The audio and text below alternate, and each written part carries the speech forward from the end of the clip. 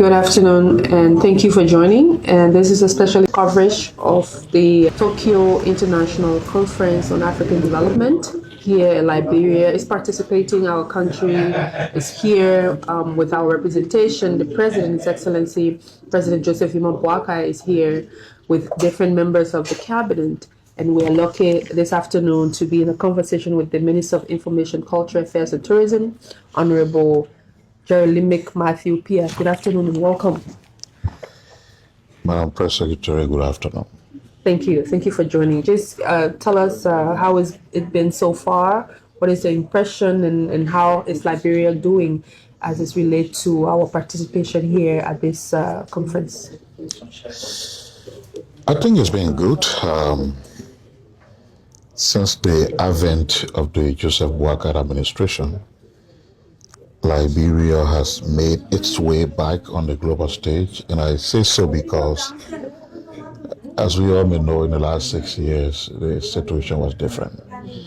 Most of our key partners basically sabotaged with us.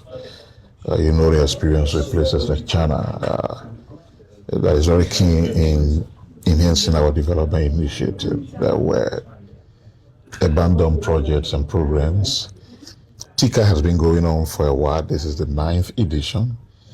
When we look back and want to track how important Japan as a country is vis-a-vis the TICAD initiative, you can do so with pride because you look back and say, okay, we have a Liberia-Japanese friendship hospital. What is the source? Japan. We have the Japanese freeway. What is the source? Japan. We're about to launch the Johnson Street to Freeport Road. What is the source? Japan. We struggle with Ebola. Many nations around the world help us. Was Japan involved? Yes. Japan is the second most important contributor to most of the global multilateral institutions, the United Nations, the World Bank, the IMF. Ranking next to the United States of America in terms of contribution is Japan. So it's a wonderful thing to be in Japan, and particularly to be part of TICAD, because this is something to do between 3 to 4 years, every 3 to 4 years. And it sets the tone for what Japan's engagement with the African continent will be for that period. It therefore makes sense for any country in the world, and now we're talking about Africa, to want to tap on this. It is not just a Japanese initiative. You got co-organizers, the World Bank, the United Nations. They've worked with the Japanese government in organizing TICAD. So yes, I say all this to say, Kura, that this is a very important gathering that any serious country or any serious leader on the African continent will want to be a part of. And we're glad that we came prepared with officials who work are associated with the different sectors that TICAD was covering, and they've been able to represent their country very well. I feel extremely good. How do you see this on the grand scheme of things, especially so the engagement with the Prime Minister of Japan, our president pushing the arrest agenda for inclusive development? How do you think this is important for Liberia? It is very important for Liberia because of the different kinds of meetings that we held. First of all, the visit to the hospital, as you know, was very important. Kidney-related illnesses are on the rise in Liberia. One of the many solutions to the issue of kidney problem beyond transplant is dialysis. We managed to have established the first dialysis center at JFK. Correct. It is faced with a number of constraints. The continuous breakdown of the machines, they donated about 10. The inability of the team to do regular maintenance and repair Those are all problems. So visiting that hospital afforded the president the opportunity to make a new case. First of all, to ensure that rather than bringing one or two persons to Japan, you take a team on the ground that can train a good number of persons who will take good care of those machines, and also to make the case for additional suppliers of dialysis machines to the country. You were there. You know that following those discussions, there were affirmative actions on the part of the hospital. They committed to working with us to improve the situation. So we look forward to that. You also saw the discussion with TICAD. TICAD is the replica of USIT in America. It's a developmental arm of the Japanese government. Their trademarks, like I said, is already in Liberia. We have the Liberia Japanese Friendship Hospital. We have the Japan Freeway. We will be commencing the construction of the Johnson Street to Freeport Road. So JACA's marks are already reflected in the country. So we thought we can do more with them. And let me tell you what we did prior to coming. We didn't come here to be running around not knowing what exactly we want. As a team, we broke ourselves down into different thematic areas. And we met at the technical level, developed concepts on the things we wanted to achieve, both from the bilateral perspective and from TICAD generally. So when we met with JACA, for instance, we had a package to present covering the health sector, the educational sector, the agriculture sector, the infrastructure sector, talking about our roads, etc., that we presented. The cost implication of that is a little bit over 100 million. Okay. Because we just didn't want to have a conversation with JACA just in the thin air. So we had a conversation and presented a concrete proposal on what we wanted to do. And of course, the person who has JACA currently was there before. It was during his tenure that we had the Japanese freeway constructed. He reminded us that he's familiar with the country and he knows that Japan has to do more. So I can say to you, for example, that proposal that was submitted will yield good results, right? At the Prime Minister's level, don't forget I said JACA is a developmental arm of the Japanese government. Correct. So when you have a proposal to JACA, and then you had an opportunity to meet the head of the country, the Prime Minister, and acquaint him with what you've done already, which was the case, then you know that issue will be confronted from both fronts. And it's almost certain that you will be successful in terms of what they will do for the country. One thing that was very impressive, both in the meeting with JACA and the one with the Prime Minister, the bilateral, is that they are all very cognizant and informed about our development agenda. Because without the president even mentioning, they made reference to the arrest agenda for inclusive development. And they did tell us that their developmental initiative for Liberia will be aligned with the development plan that we have. So then we met the International Financial Corporation, which is the private sector arm of the World Bank. They've done a number of good jobs in our country. We've been building the new Redemption Hospital, the financing came from them. It was a very positive meeting guiding us on what can be done to ensure that we get additional support from the International Financial Corporation in the area of infrastructure, in education, in energy, in rural reconstruction, and all of that. So if you put all of these together, coupled with the different meetings that different sector ministers are having, for example, the foreign minister met with our counterpart here, the Japanese foreign minister. Minister Nuta met with the agriculture minister and eventually the head of the WFP here. Our investment people have been participating in the public-private business partnership forum. So all of these things, if you put them together, there's no more important a mission than where we are. Certainly it has been. It's been very informative. It's been instructive on how we dialogue to partner with our Japanese counterparts to advance development in our nation. particularly for education. Some of the areas that I have been engaged is from looking and discussing opportunities for K through 12 as well as tertiary education.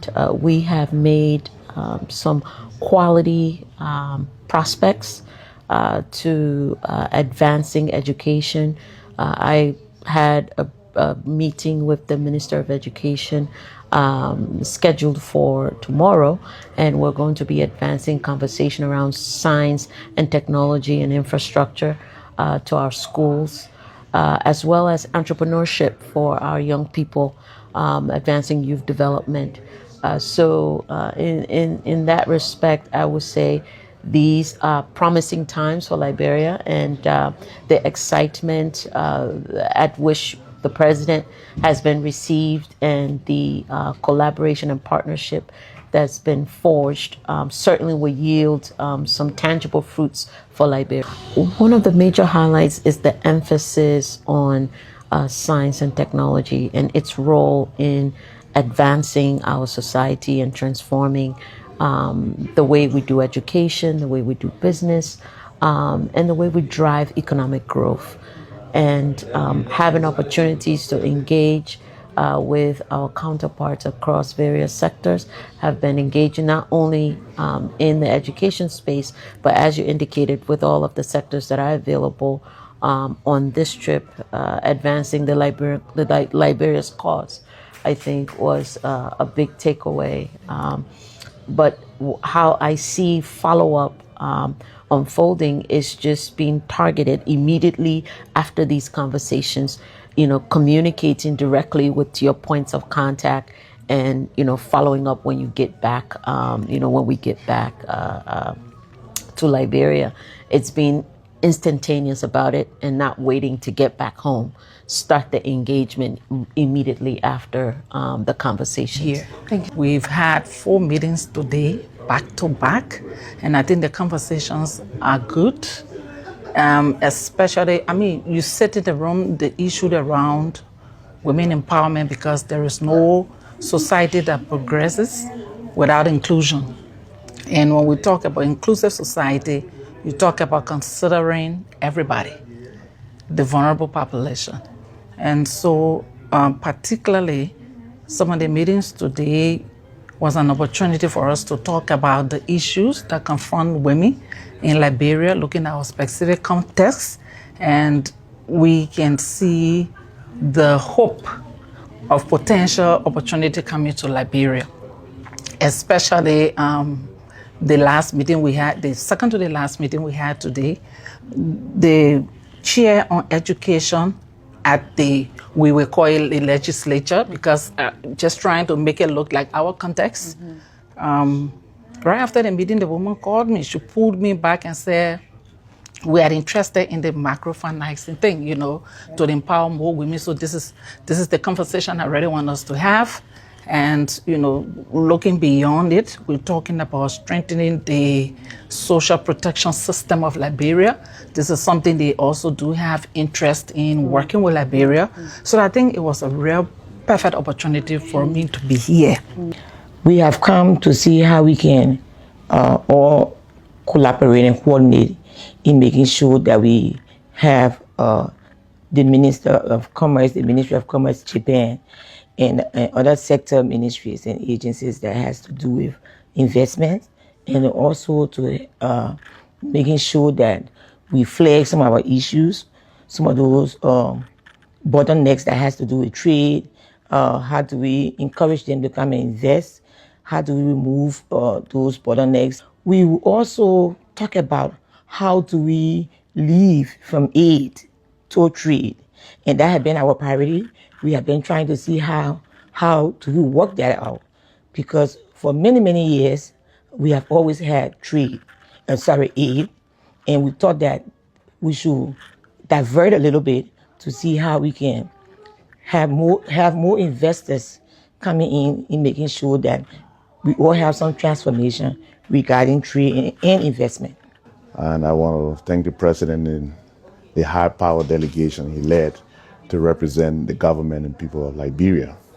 We have been engaging universities, for example, to ensure that we can advocate and for scholarship opportunities for Liberians to come and learn, especially in areas of technology, engineering, agriculture, and some of the things spelled out in the president's agenda. So we were able to engage several universities, and it's work in progress. We're able to meet with the Minister of Education, and we also met other agencies of the Japanese government. We have made the case with JICA to ensure that the time can be sped up because the needs are there. Our people have needs, especially our youth. We want to advocate as much as we can for all of these opportunities that will empower our youth. So yes, we are looking maybe the next 6 months to a year to start seeing some fruition, but the engagement continues. As Commissioner General, Liberia is an official participant of the 2025 World Expo in Osaka, Japan. We have a pavilion, we have a commercial space. We've been able to do some work with the students of Japan with our special needs kids from Liberia, Sima Weeford and Gladys Kota. They are here, and we've been able to go from Nakawu City or Yahoo City in Osaka, and the expo will start with the International Women's Forum.